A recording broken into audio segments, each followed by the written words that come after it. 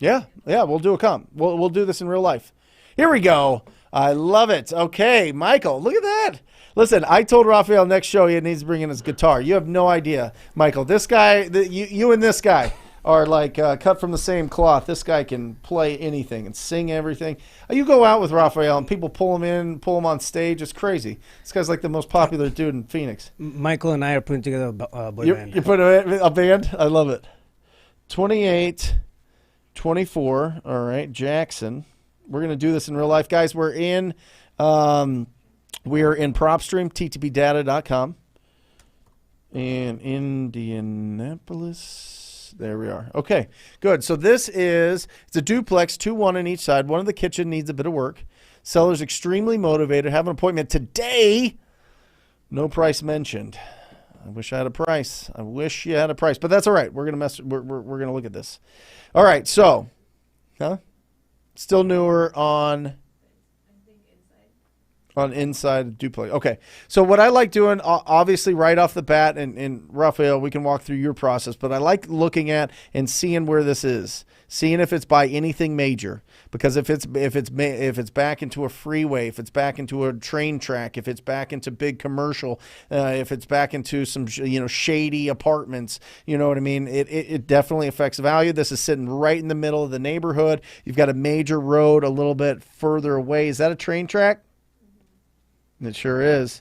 All right. It's not backing to the train tracks, but that is a train track. All right. So it's going to be a little bit loud. What would you adjust here? Would you adjust anything here?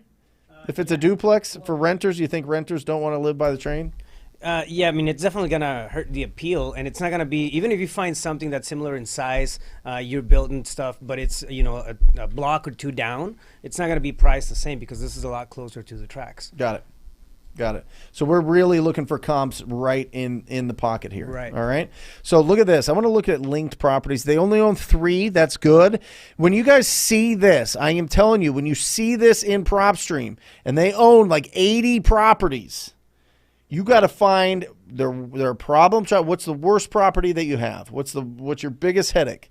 And then negotiate that one and see if they're anywhere close. Because when somebody gets over like 10 properties, 5 properties even, but really 10 or whatever, once they start getting over and start getting a ton of properties, they're really savvy. They're not the motivation is low. They're looking for somebody to just give them basically retail, or they just like playing the game. That's what I find the most. People that own a huge portfolios, they just love talking shop.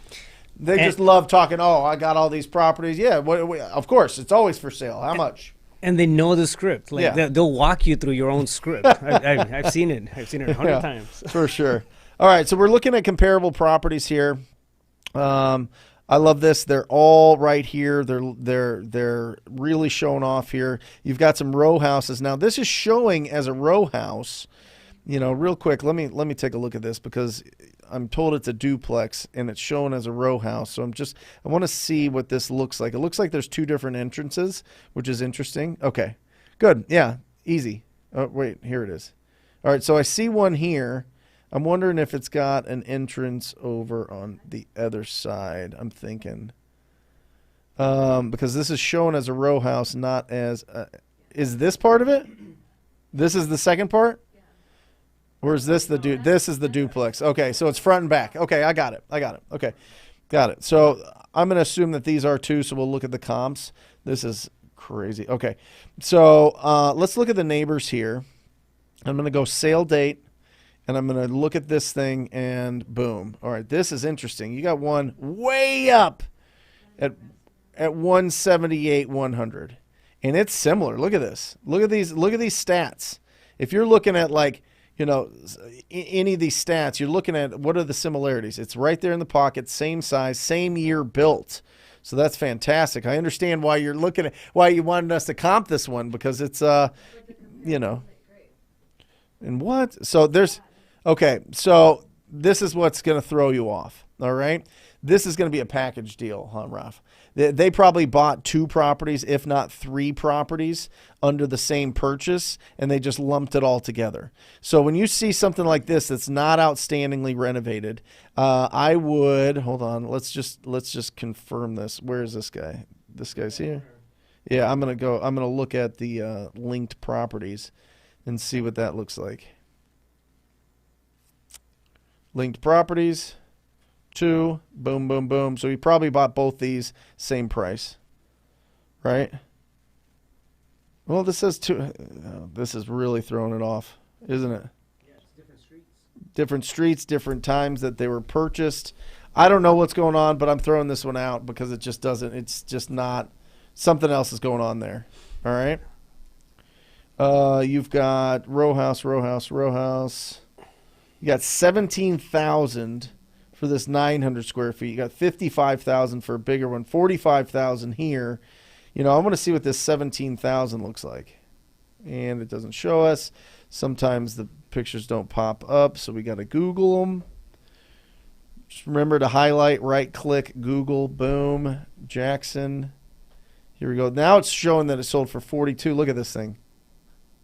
Woo! Sexy. Beautiful. I bet this was what the price was when it went for 17. Right? So completely destroyed, 17. Right? That's what it says it sold for. All right, let's look at this row house here at 45. Look at this. Okay, we got a 45 here. 45,000. Interesting. Garage. And it needs love. I mean, this is, you know, I would say that this is probably a similar condition, right? This whole area needs love. So yeah, I mean, I would assume that our property that we're looking at looks probably close to that, and this is bought for 45,000. I think it was at the, you know, about a year ago. So I would say that you could probably get that. So 45,000 and back out, you know, 10 grand for yourself. So I'd be at, you know, 30, 35 grand on it. What do you think? Yeah, I think so. One of the things that we do when we're running comps, we always throw out the highest of the high and the lowest of the low. So we stay within that range, and we'll try to pull at least 5 comps that are, you know, somewhere in the middle. Yeah. And buy based off of the that price point, right? But we throw out the highest. However, we'll come back and use that highest if it's doable on the dispo side once it's locked and we're selling it. Yeah. But on the acquisition side, we always throw out the highest of the high. So what I would do, who put the comp in? Michael, that's right. Michael, this is what I would do. I would call beforehand and I would say, hey, you know, I'm excited to come over, see the property. Are we still on? Just confirming that we're on for whatever it is today, 2:30, 3:35, whatever it is.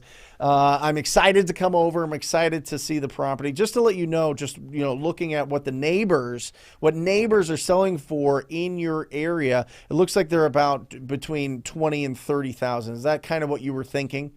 Pull that out. Because if he's like, I want 178, for some reason he saw, or he wants 100, or he wants, you know, something bananas, he just is thinking that it's way too much. You want to know that before you go out there, and then you need to make the decision whether or not you think he's motivated enough to go out on that appointment.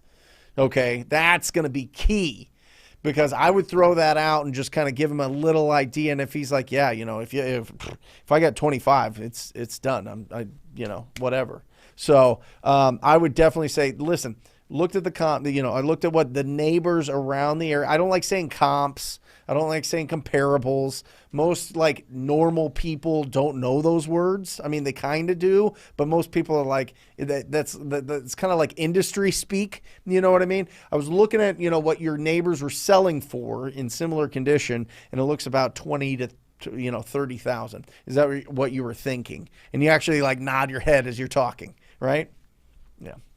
If you like that video, hit that subscribe button. We come out with new videos every single day. And if you want your questions answered, like you and I, one-on-one, make sure that you join us for the live show every single Wednesday. I will see you there.